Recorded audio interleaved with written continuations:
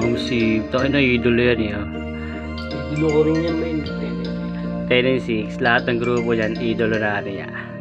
Mga naturista yan eh. Lalong nakakasabik.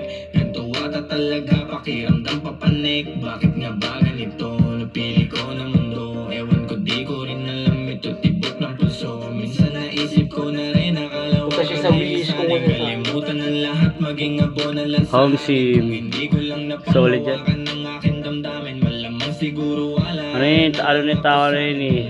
Parang ano din yan. Sobrang solid. Napakalawak ng mga tao. Napakatalino. Napakagaling. Magaling sila sa kasalukuyan. Kasi bro, marami. Ano din sila eh. Nakulong din sila ng walang kasalanan eh. Oo. Bigat, sobrang bigat. Yun ang mga kaibigan. Totoo lang. Ngayon ay pusong mamuna iho. Lambot. Ay, gamo.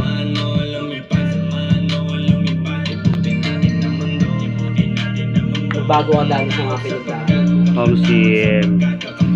Yun yung mga gustong bakit.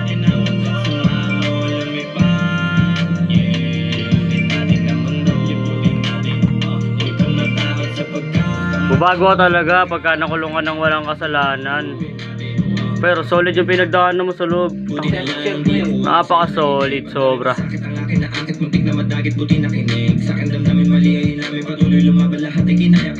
kasi nangungulo. Pinilit ko man hanggang makalaya. Hanggang sa makaya ko na sarili. Alam ko na kaya ko na. Salamat sa mga alalay nila. Di ko to kayang ako mag-isa.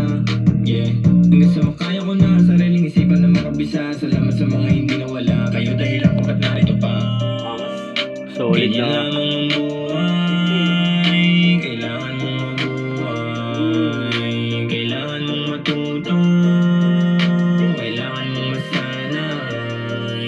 Ganyan lamang ang buhay. Ito yung tinatawag na yung kanta na to. Ano eh, kahit ang bigat na pinagdaanan mo man, tuloy ka sa laban. Tuloy ka sa laban, basta 10 and 6 yung napapakinggan mo, men. 10 and 6 is the best medicine, bro. Malayong malaya ka sa kamalayan, sa kalayan, ganun. Kumbaga damang-dama mo yung pagmamahal ng Diyos sa lugar ng kalikasan, ganun. Ni-enjoy lang nila. Enjoy lang, all day sila gumagawa ng ano. Kailangan itong mga nakalagayan. Hindi pa natin na-enjoy. Pangarap ko din mga collab yun eh, syempre. Hindi na mga collab, pangarap ko din sila makita personal. Kahit ako, pangarap. Oo.